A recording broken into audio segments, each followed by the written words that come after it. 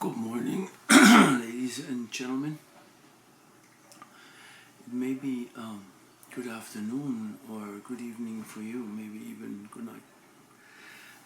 I'm here to talk about my Sigma 600mm contemporary and the Tamron 600mm lens for, in this case, my Canon R6 camera.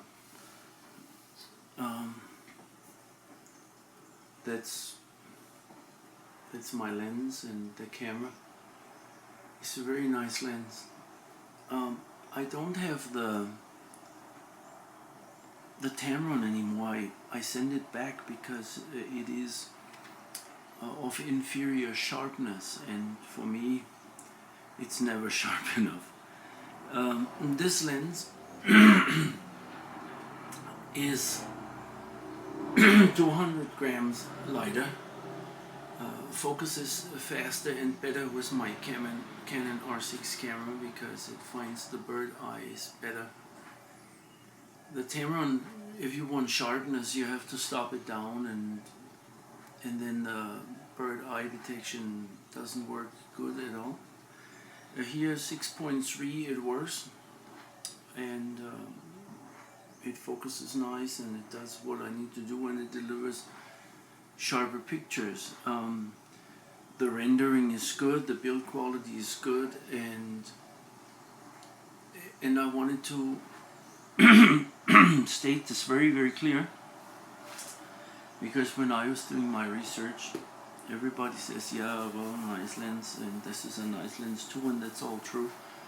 But I wanted to just in that, well, and then it's also $400 less, or maybe even more, because with the Sigma right now you get a whole bunch of stuff, including the update dock, and so I wanted to have a very clear answer, and nobody was able to give me that. Nobody wants to knock the Tamron because it's a good product, and if that's the lens you shouldn't have, hallelujah. But if you're in the market of buying one like I was, I don't see why I should spend more for less sharpness. No, and I have the Canon RF 100 to 500 on order, and will use that hopefully when the time comes, and maybe sell this or even hang on to it, because it is a cheap lens. I just paid $900 for it, new. It was a dock and SD cards and bundles. It's a good lens, it works good, it's 200 grams lighter than the Tamron, it delivers sharper pictures, and that's my experience. Well, who else's experience would I have? It's only me, and my experience. Even when somebody else tells me, it's still gonna be experienced in this body here. So anyway, without drifting too much in the realm of spirituality and actuality, the Sigma is sharper, wide open, and fully extended, and that's how I shoot. Well, maybe I should show you this because it's worth showing. It has not this locking clutch that Tamron has, but it has a locking switch, which works fine for me. On the you can lock it at 600, and you don't have no creep even if you shoot up, which I now and then do for the birds because they're in the trees.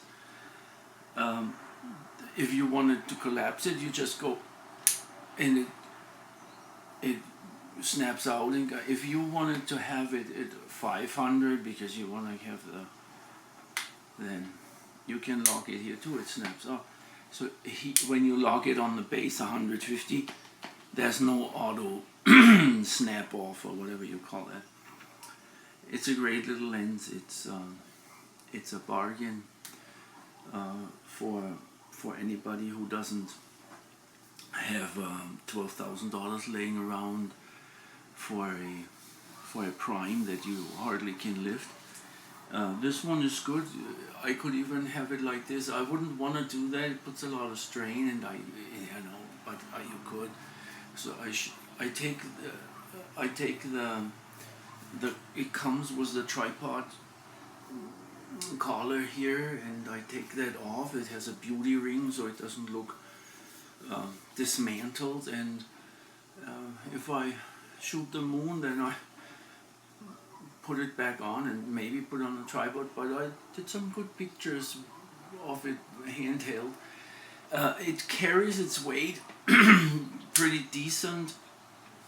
A little more up here in the front, you know, than the Tamron, but that's minor. But you have to, you know, you have to develop your 600mm lens shooting posture, so you are the tripod. It's a great working lens, and for what I do with my pictures, certainly more than enough. Well, it's never enough, isn't it? But it's good pictures, good sharpness, good detail, and I would expect from Canon's $3,000 lens or 2,600 a little bit more. And I think that is so. One of the biggest benefits is on the Canon when it comes available. To me, it's lighter, much lighter, and I like that. This one is not too heavy. It's heavy enough. They have a sport version. I don't even go there because I'm not a weightlifter. But this one is a terrific piece of glass. It comes with everything, and a fantastic bag too if you need that. This video I recorded on my Leica Q, and I hope it does it decent, because obviously I use my Canon to show to you.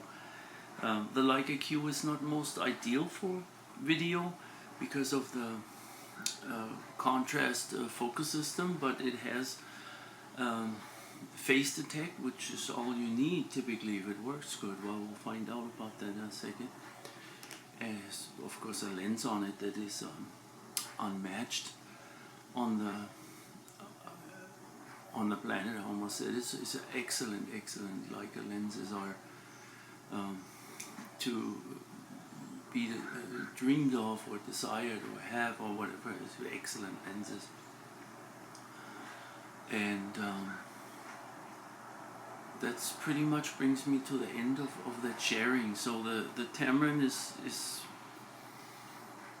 I don't know, it's just not as sharp. If you open it to f8, it becomes sharp, but then my focus system doesn't work, so I'm not going there. And 6.3 on the f-stops is already not that fast, but it's fast enough for the Canon to work good. And these newer cameras are ISO beasts, so you can shoot incredible high ISO numbers and still get a nice image. So high ISO numbers that it's almost inconceivable that 10,000, 20,000 ISOs yield something. For like 2,000 or 3,000 ISOs, this camera is just not even phased by. The R6 is a beautiful camera. I use it also for my professional work, which is mainly product photography. I own well, I don't know if I own anything, but it owns me sometimes. A little internet business where I do a lot of product photography, and R6 works good too for that. It's a wonderful camera, it's a wonderful lens, and I wish you good luck on your search. For me, the Sigma Contemporary is the clear winner, if you wanted to say that. Sharper, cheaper, what more do I want? So I talk to you soon. Bye bye.